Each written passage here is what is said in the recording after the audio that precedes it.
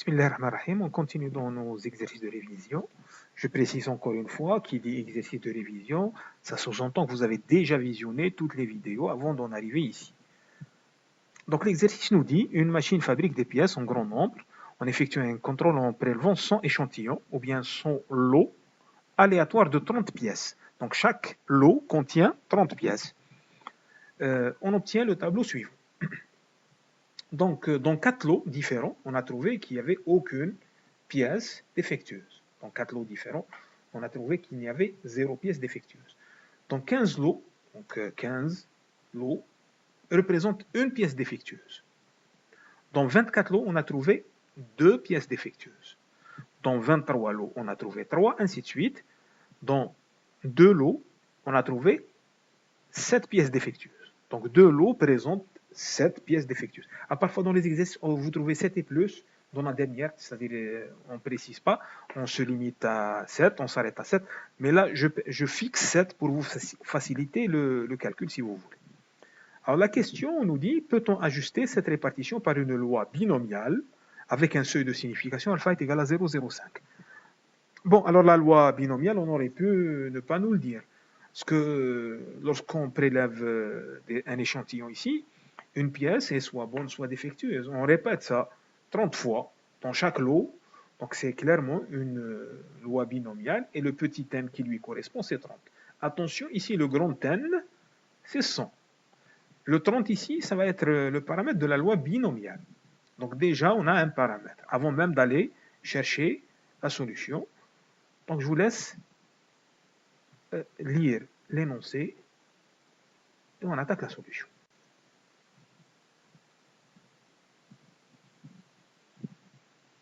Donc, comme je disais, ici, grand N, c'est 100, parce qu'il y a 100 lots, 100 lots. Souvent, les étudiants confondent le grand N et le petit n. 100 lots, mais chaque lot contient 30 pièces. 30, c'est le petit n. Alors, on émet l'hypothèse H0, la répartition observée suit une loi binomiale BNP. Alors, le petit n, c'est réglé, c'est 30. Il nous reste à trouver le petit p, la probabilité de la loi binomiale. Donc, on va essayer d'estimer les paramètres de la loi binomiale. Donc, comme je disais, n égale à 30, ça c'est imposé, c'est fixé. Il faut trouver P. Alors, une bonne estimation de P, c'est de prendre X bar sur 30. Je vais expliquer pourquoi. Alors, X bar, c'est la moyenne. X bar, c'est la somme des FI, XI. FI, c'est NI sur grand N. Donc, la somme des NI sur grand N qui est 100 fois XI. Donc, c'est 1 sur 100, la somme des NI, XI. NI, XI.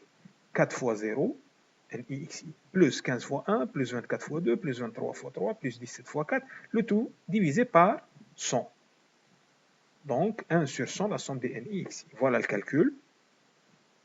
On trouve que c'est 2,95. Alors, si on veut interpréter, on va dire qu'en moyenne, il y a 3 pièces défectueuses par lot.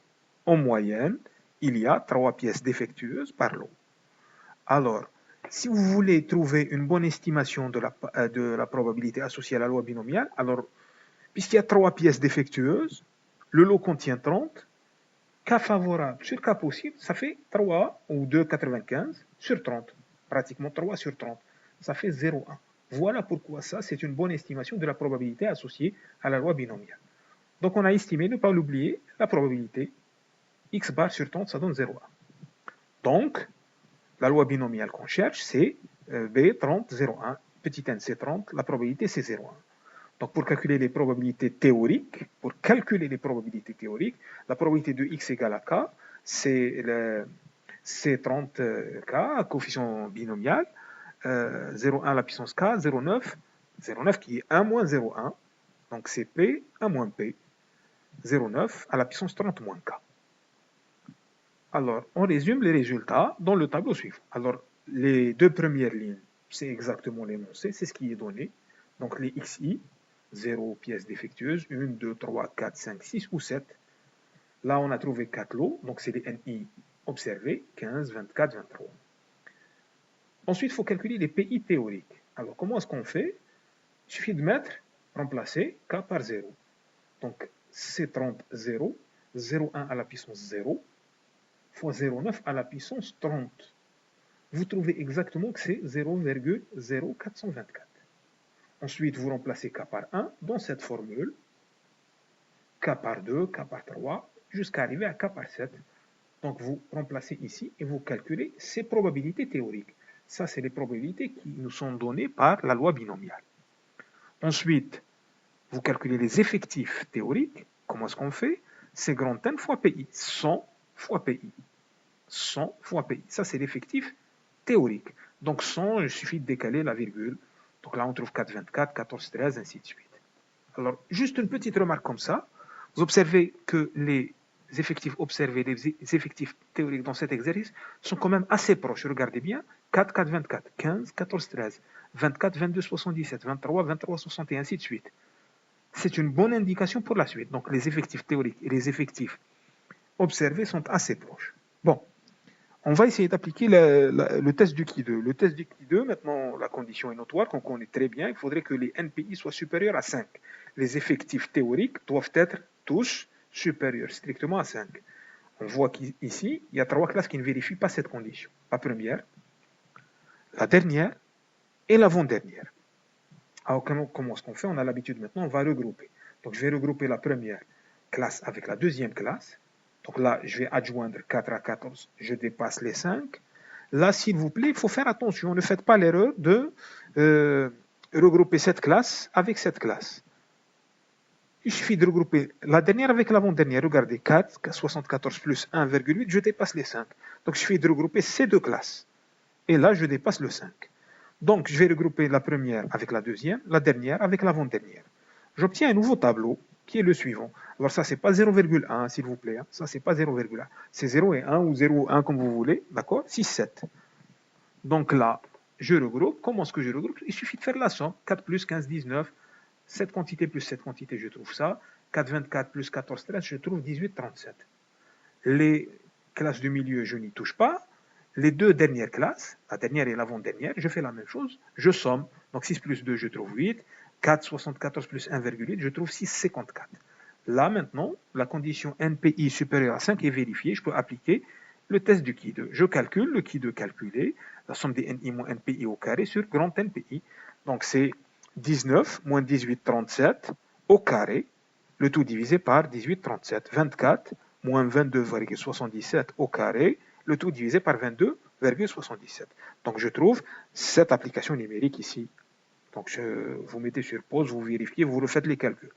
Donc, je trouve que le Qui de calculer, c'est 0,606. S'il vous plaît, si jamais vous observez une erreur de calcul, n'oubliez pas de me le signaler. Donc, on trouve Qui de calculer est égal à 0,606, qu'on va comparer avec un Qui de théorique qu'on tire de la table. Le Qui de théorique, on a besoin de deux paramètres. Le alpha est donné dans l'énoncé et les degrés de liberté. Degré de liberté, dès le départ, c'est le nombre de classes moins 1. Là, il ne faut pas chercher le nombre de classes ici. Il faut chercher le nombre de classes ici. Là, j'ai 1, 2, 3, 4, 5, 6, 6 classes. Donc 6 moins 1. 6 moins 1. Et j'ai estimé, j'ai calculé le P de la loi binomiale BNP. J'ai calculé le P. Donc je retranche encore 1 parce que j'ai estimé un paramètre. Donc 6 moins 1, ça fait 4. Alpha égale à 0,05, ça s'est donné. 4 degrés de liberté. Je vais à la table du Qui 2. 4 degrés de liberté. Alpha égale à 0,05. Je trouve que c'est 9,49. Là, clairement, le Qui de calculé est inférieur au Qui de théorique.